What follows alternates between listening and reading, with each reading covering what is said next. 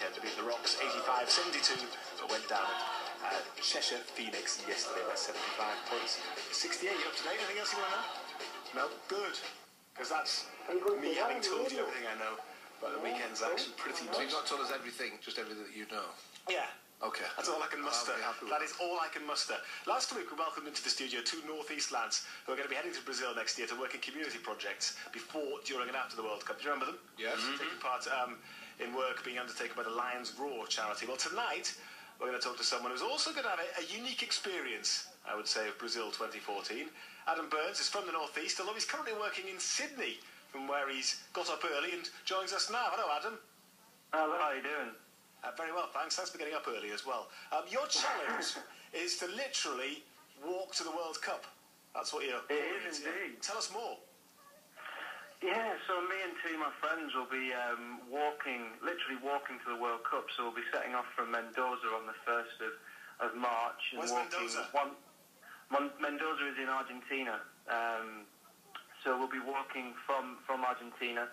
And we're walking 1,966 kilometres, obviously a number which is synonymous with England fans. Doesn't know why. Ando's got no idea why you're choosing that. He's trying to work it out. I wasn't born. He said he wasn't born.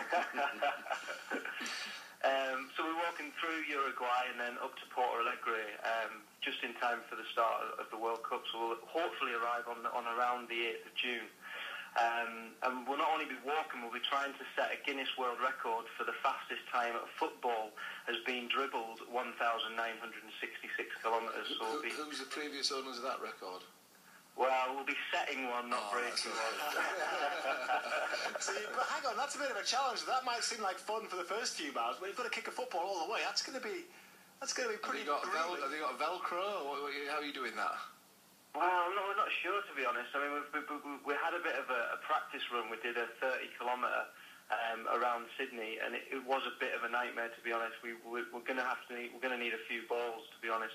Dave, who we're walking with, is not a footballer, to say the least. I mean, I've seen some pretty bad touches in my life, but yeah, I think we're going to take some replacement football. So there's going to be a few like going under passing traffic and things like that, you think?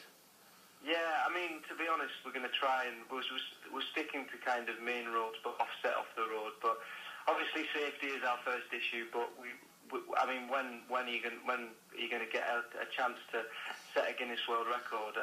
So we thought we'd go for it. Yeah. And such a valid one as well.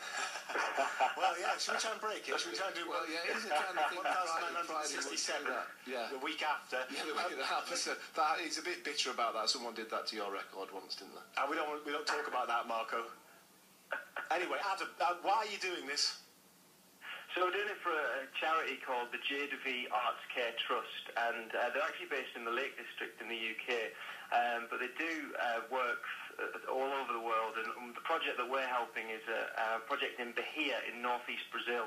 Now, it's a place that's suffering the worst drought in over 50 years, so we're trying to raise enough money to drill a water well, which will be used by the locals for irrigation and drinking water. And not only are we raising the money, the two lads that I'm walking with both have a background in geology, so they'll be managing the project after the World Cup's finished. So, yeah, really great charity and a great project to get involved with. And how long did you say it's going to take you then to do the whole walk? So we're looking at about 100 days, which isn't all everyday walking. We obviously want to enjoy the places. I mean, we're going to be going to Montevideo and Buenos Aires, and we want to be enjoying the places that we're going. So we're going to have a few days rest day to enjoy the wine, the culture, and the women. Well, absolutely. And why not enjoy the whole experience? What we could do, if you're dribbling a football all the way, we could chuck in Ando to pop up and tackle you now and again, just to add an extra obstacle. Are you up for that, Ando? No, I think I'll give that a miss. I think they sound like they'd more rather be tackled by an Argentinian senorita. I think there's more on their agenda. I think that is, yes. And thank you for your honesty. Thanks for your honesty as well. I think it's more than an ulterior motive. It's just a motive, I think, isn't it? Yes, certainly enjoy go for a walk and meet women whilst playing football. It sounds about perfect. Combining all the good things in life, Adam, basically, aren't you? Wine. We are indeed, and obviously once we get there, we're hoping that we'll be joined by football fans from around the world. Really, we're welcoming people to join us on our walk, and we want to create that kind of Forrest Gump effect. certainly be growing the beard. And we've had interest from around the world, fans that want to come and join us on our walk and join the pilgrimage to what should be the greatest show on earth, really. Just before you go as well, Adam, and hopefully we might speak to you again before you set off, because it's a little while yet, of course, but you're in Sydney, you're based in Sydney at the moment. I am. Just wondering then, with it only being, 3 days away now, the first test, I hope you're milking it for all it's worth. The Ashes? Yeah, you've got the upper hand, haven't you? In terms of the banter with the Aussies, after what happened over here. We have, and I tell you, I mean, I play cricket for a company called Last Man Stands, and we play right now the SCG, and we played some Aussies last week, and the sledging was absolutely fantastic. But I mean, I thought cricket was big back home, but it's absolutely huge over here, and the build up to the Ashes has been fantastic. So I'm really looking forward to it kicking off, and I'm going to be in Melbourne for the Boxing Day test, and it's going to be fantastic. And I think England, we've never had such a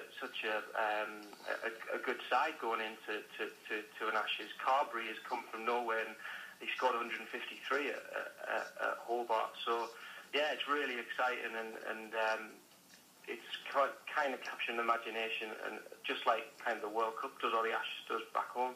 Well, keep the banter going. Make sure you give as good as you get, if not more so, Adam. And if anybody wants to find out a bit more about what you're doing next year, there is a website, isn't there? Walk to the World Cup. If you search for that, you'll find it easily enough.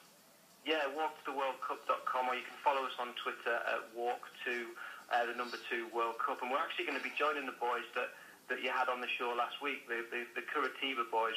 We've made contact with them, being from the northeast, and we're going to join them and have a kickabout when we get there. So we'll send you some pictures.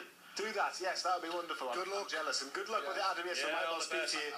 Just by the way, have you actually got some tickets to see some football as well? So we've got a few. We've got a couple of England tickets. We went into the ballot, and it was a bit like the Olympics, a bit of a lottery. But there's one more round, so fingers crossed. But if there's any rich businessmen out there who fancy rewarding 3 plucky England fans, then get to our website. You might be a rich businessman. No, I think they'll be getting the rewards on the journey, I think, from what they were saying earlier on. Thanks, Adam. Yeah, good luck. And thanks for getting up so early over in Sydney. 01912326565. You've still got a chance to get on air.